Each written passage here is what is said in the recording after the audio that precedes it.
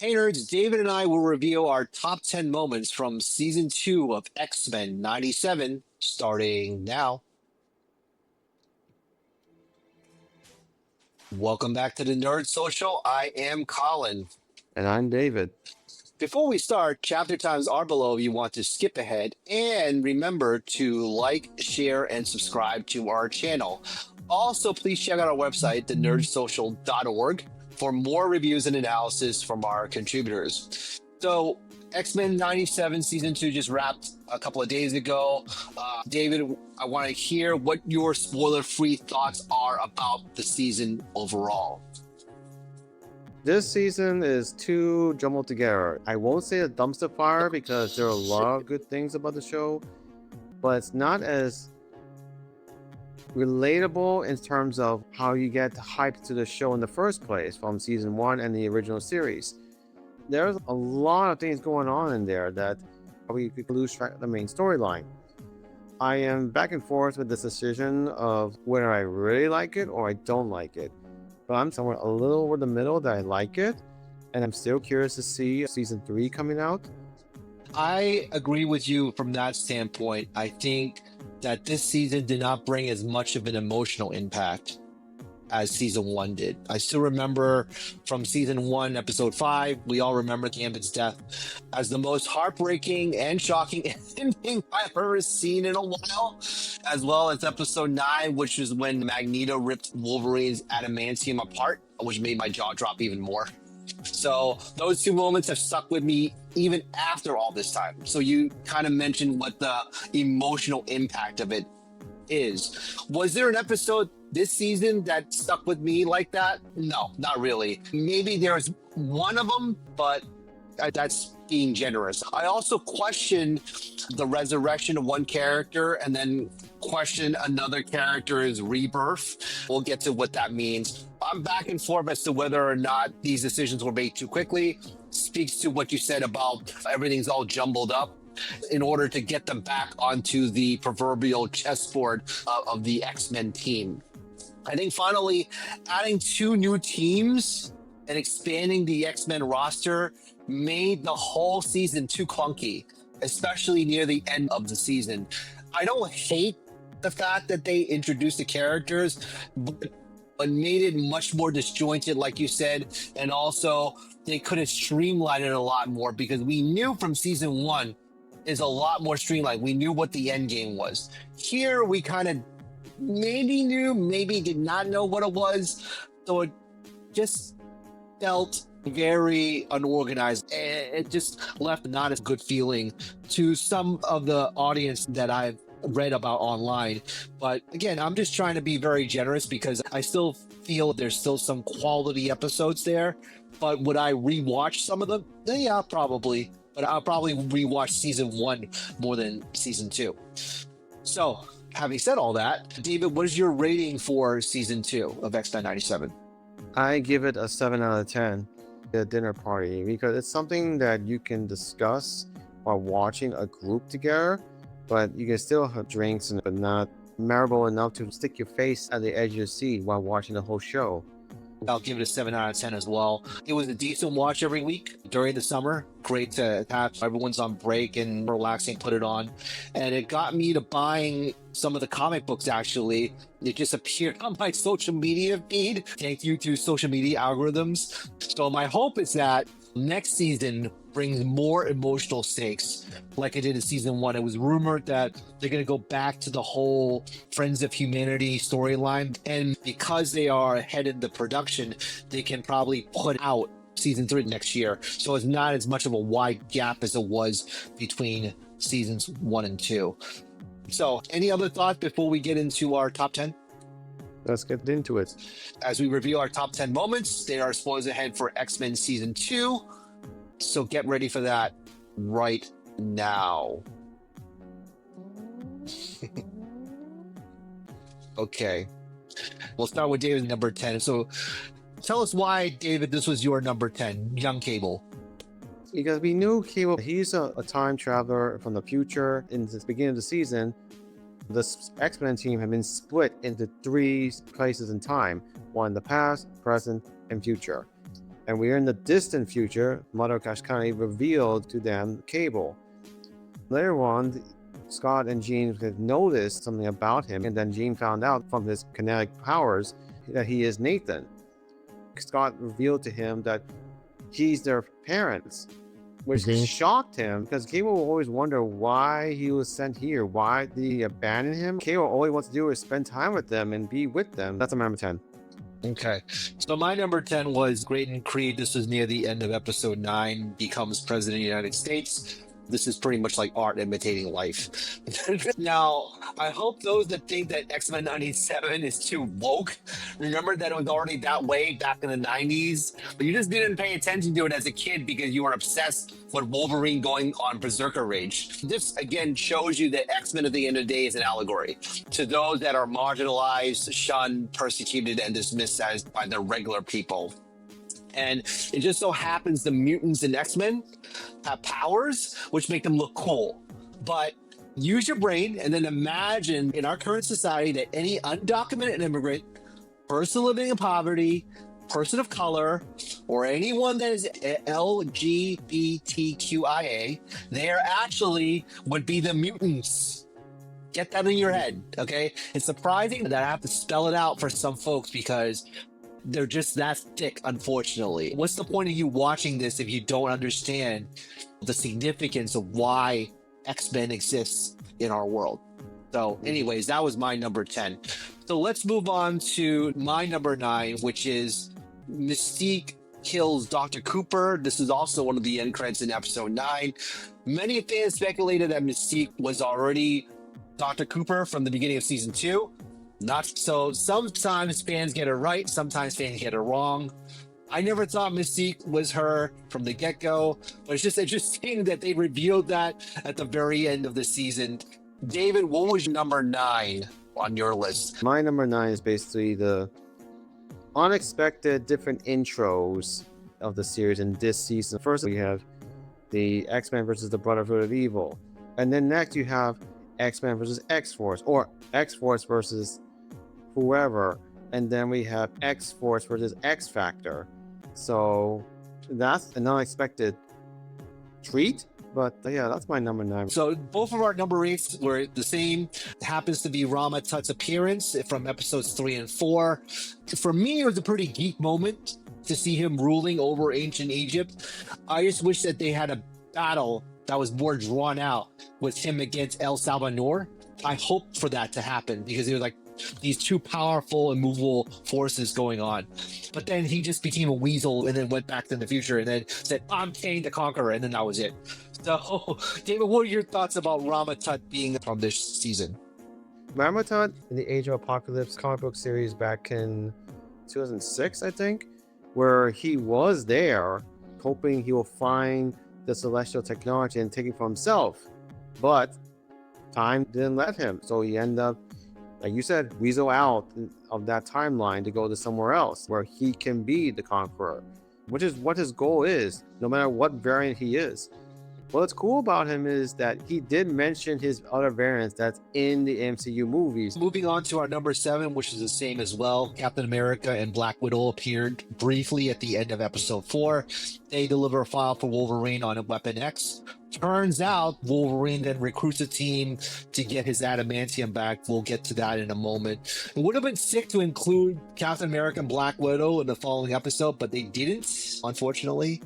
But if you want to watch Wolverine and Cap, you probably have to go back to the season 5 episode called Old Soldiers. You can watch it on Disney Plus. It's pretty good. Even though season 5 had crappy animation, it's perfectly fine to watch that crossover moment. David, what are your thoughts about Captain America and Black Widow being here in X-Men? I say this is like an Easter egg, but it's nice to see that they show other characters from the other shows in the past during its time in 1997. So number 6, we'll get to that in a moment. David, your number 6 was when Nightcrawler. You can talk about what he did with the Creed here. Basically, you have it as your number 5, actually, but my number 6. This is the episode where the siblings of Mystique reunite again.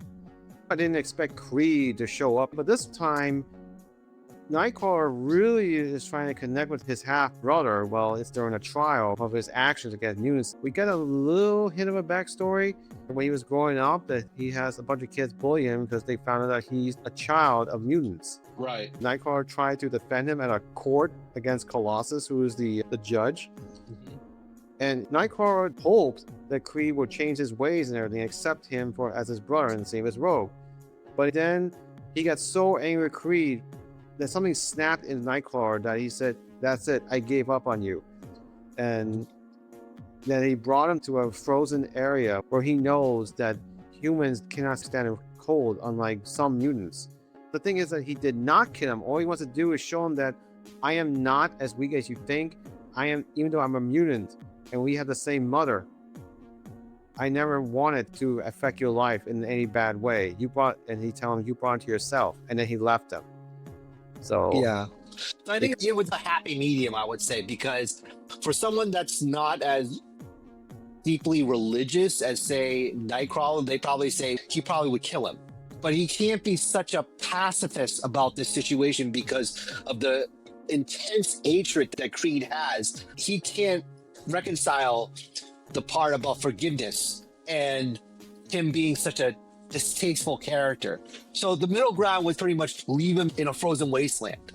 And so that's basically what happened. Actually, it's the B storyline where we find out Creed's lineage, and that was pretty cool. So again, parallels, okay, connections to real world events using X-Men as the allegory there.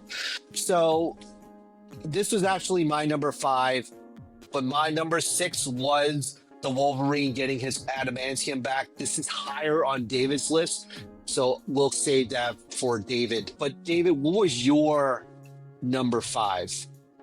Number 5 is Magneto's death, because Magneto wants to take this advantage to turn Apocalypse to their side to fight with mutant kind. But he ended up making it worse, and now he paid the price for his actions. What I'm wondering is from that scene, because there were many hints Xavier say that I know he's gone, but some reason I still sense him. Yes. Which makes me think about, is it what I think it is? I'm glad they didn't go further from that scene. Could be that next season Onslaught might show up. Yeah, this is actually my number 4 moment. I think that when I watched it, it had a very high emotional impact, but because Magneto is such an anti-hero, it was lower on my list. When I was talking about emotional impact in the spoiler-free part, this is what I was talking about. It's not as high as, say, what happened to Gambit, what happened to Wolverine. You're much more emotionally invested in the X-Men themselves. So that's why it's a little bit lower on my list. David, what was your number 4? My number 4 was Polaris returning to the X-Mansion and to the X-Men. Polaris, unlike her dad, knows how to control the situation and not let her rage take over. And then when she realizes that X Factor is not as what she hopes to be, she left. I had to complain, why didn't Polaris pick it up that Scott and Alex are brothers? She knows both their last names. How can she make that connection? Because Scott in the original anime series has been looking for his brother. He found his dad, but he never found Alex, which is right in front of him. We fought together and their powers cancel each other. And they're wondering why. Because in the comic book, if your powers cancel out with another one, that's because you have a familiar gene that cannot attack each other. Anyway, back on point. When Polaris went back to the Ants measure, she feels like she can be herself, and he has a conversation reuniting with Scott, Beast, and Jean, which points out that she's actually one of the other first members of the X-Men. When the X-Men first were introduced, they showed the original members, Jean Grey, Cyclops, Beast, Angel, and Iceman. And Polaris happened to be the next one after them. She still disregards Magneto as his dad, and she always thought Xavier as dad because he practically raised her until she made the decision to leave, to grow, to see what's out there. Yeah. She realizes that she's a lot more than just being with a team. She wants to find out who she really is and what she can become. While Xavier tells her, even though your father did horrible things, you can embrace what his ideal was and be something else that he couldn't. I like Polaris a lot. It really kind of grew on me. And I'll speak more about her as we go higher up on the list. So my number 3 was the X-Force intro. This was really cool. Just having the X-Force introduction with all the different characters, Sunspot, Jubilee, Archangel, and then you have Psylocke here and also Cable as well. The episode itself was okay, because they were seeking one of Apocalypse's horsemen, who was a minor character in the original series. The episode was kind of meh, but the plane was awesome. I love that plane. They have a model of the plane. I would totally go after that. So that was my number 3. David, your number 3 was my number 6. What stood out was the whole ruse that he had trying to trick members of his Team X to get his claws back. People said that this was a bad episode. I didn't hate that episode, but David, why do you think the online community was crapping on this episode? I was okay. Because in the original comic book, where they show that memorable scene where Magneto pulled out the adamantium out of his skeleton, the X-Men brought Wolverine back to the X-Men, and they found out that his true mutation is becoming feral, evolving from human to beast. They took that storyline out. He's more beast-like. He doesn't have a right consciousness saying what's right and wrong. He doesn't recognize everyone who they are until they captured him and put the adamantium back. Even though the adamantium is poisoning him, but it's the only way to subdue his true mutation and become more feral. He needs to get his adamantium because he's afraid of what he'll become later on. This episode is nowhere in the comic books. They're trying to make a few comic book stories into one episode. So that's what my guess is, why honestly I hate this episode. This is the rebirth of the character that I was alluding to in the spoiler-free part. There's definitely some deviations from the original comics that X-Men 97 has been doing, but maybe this went too far away from it, so that's why some fans may be upset because of it. So my number 2 was Polaris, Returning the X-Men. Her Danger EXE episode was pretty cool. It gives her a peace of mind that it's okay, Magneto was your father, but you can be your own person. You're not bound to the fact that's your father. So, David, what is your number 2? My number 2 is Gambit's return. Gambit's appearance as the Horseman of Death was back in the Blood Apocalypse storyline. Rogue went to a temple that met a Celestial and asked them to make a deal with them to save Gambit from Apocalypse control and then seal Apocalypse forever. In the comic book, she's not Omega level, but in this episode, she's like Omega, enough to get Apocalypse out of Gambit's body and put her in here some sapphire crystal that will be sealed. It shows that Rogue knows her mistakes and embraces who she is, and shows that dedication to Gambit to get him home and be together.